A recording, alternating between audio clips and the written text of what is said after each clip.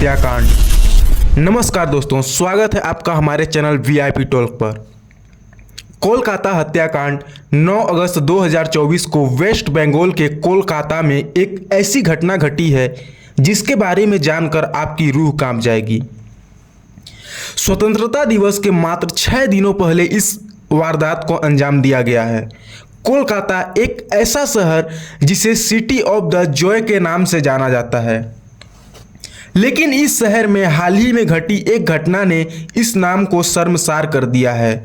यह कहानी है एक नर्स की जो दिन रात अपने कर्तव्यों का पालन करती रही, लेकिन बदले में उसे मिला दर्द और अपमान के साथ दर्दनाक मौत।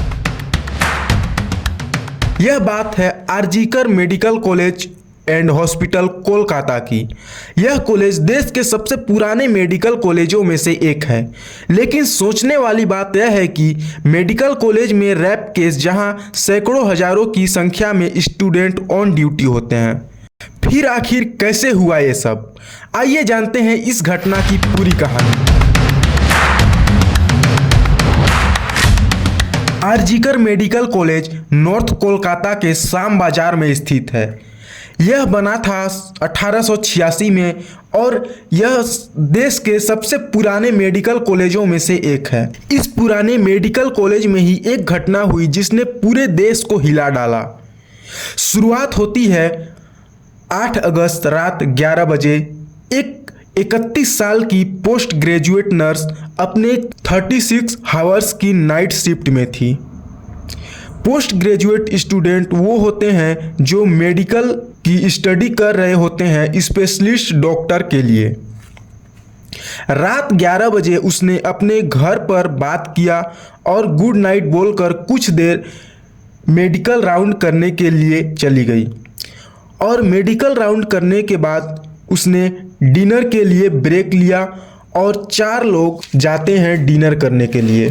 कॉलेज के पल्मोनोलॉजी डिपार्टमेंट 3rd फ्लोर के सेमिनार हॉल में उन्होंने खाना ऑर्डर किया और टाइम पास करने के लिए टीवी पर ओलंपिक देख रहे थे, जिसमें वे नीरज चोपड़ा को सपोर्ट कर रहे थे और नीरज चोपड़ा ने सिल्वर मेडल भी जीता।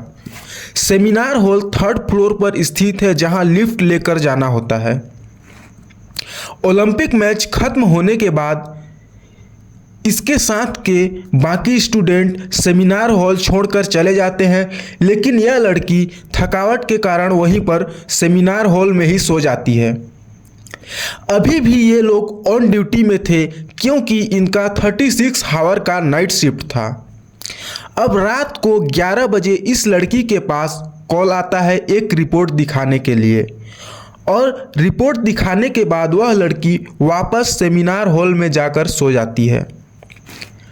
यह अंतिम बार था जब उसे जिंदा देखा गया था। अगले दिन 9 अगस्त को सुबह 7:30 बजे 31 साल की उसी लड़की की डेथ बॉडी मिलती है, वो भी अर्धनग्न अवस्था में। पूरी बॉडी में कई जगह कट के निशान पाए जाते हैं और उसकी आँखों और प्राइवेट पार्ट से खून भी निकल रहा होता है, और बताया जा रहा है कि उसके प्राइवेट पार्ट में कट भी लगे हुए हैं। अब इस केस को घुमाते हुए हॉस्पिटल के असिस्टेंट सुपरिटेंडेंट 10:53 में उस लड़की के घर वालों को कॉल करते हैं और बोलते हैं कि आपकी बेटी की तबीयत बहुत ज़्यादा खराब है, आप जल्द से जल्द हॉस्पिटल आ जाइए। कुछ देर बाद सेम उसी व्यक्ति ने लड़की के पेरेंट्स को कॉल करके बोला कि आपकी बेटी ने आत्महत्या कर ली है। लड़की के घर वालों ने बताया कि उनको अपनी बेटी की डेथ बॉडी भी देखने नहीं दिया जा रहा था। हॉस्पिटल पहुंचने के बाद उन्हें 3 घंटों तक वेट करवाया गया। 3 घंटों के बाद लड़की के पिता को सिर्फ एक फ़ोटो क्लिक करने के लिए इजाज़त दिया जाता है।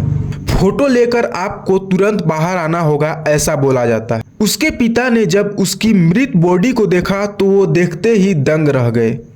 उन्होंने कहा कि मेरी बेटी के साथ रैप मर्डर हुआ है, वो तो चली गई लेकिन हमें न्याय मिलना चाहिए। सारा मामला सामने आने के बाद कोलकाता के पुलिस कमिश्नर विनीत गोयल और स्टेट हेल्थ सेक्रेटरी NS निगम हॉस्पिटल में पहुंचते हैं इन्वेस्टिगेशन करने के लिए। तब तक कॉलेज के चारों तरफ स्टूडेंट की भीड़ इकट्ठी हो गई थी।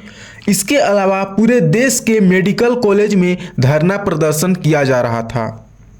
उधर पुलिस अपना इन्वेस्टिगेशन कर रही थी। सबसे पहले उस रात को जो 5 लोग नाइट शिफ्ट में थे उन सभी को बुलाकर उनसे पूछताछ की जाती है।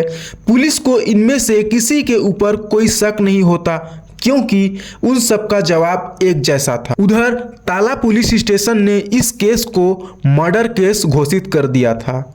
उसके बाद हॉस्पिटल के सारे CCTV कैमरेज को प्रॉपर तरीके से चेक किया जाता है। वीडियो फुटेज में पाया जाता है कि एक लड़का हाफ पैंट और T-शर्ट में फ़ोन पर ब्लूटूथ के द्वारा किसी से बात कर रहा होता है। इस कहानी में ये ब्लूटूथ डिवाइस सबसे बड़ा एविडेंस होते हैं।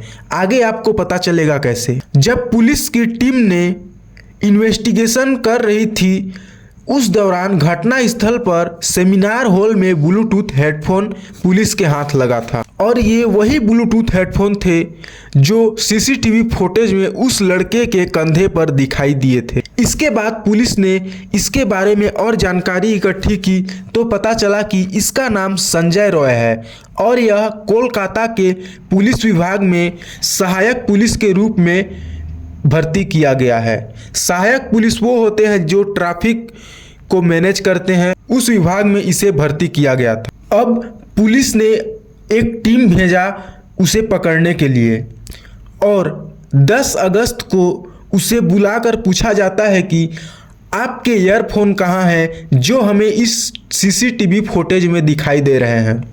संजय ने झूठ बोलते हुए कहा कि वो ईयरफोन मुझसे गुम हो गए। पुलिस सबका मोबाइल फ़ोन जब्त कर लेती है और एक एक करके सबके फ़ोन का ब्लूटूथ ऑन करती है।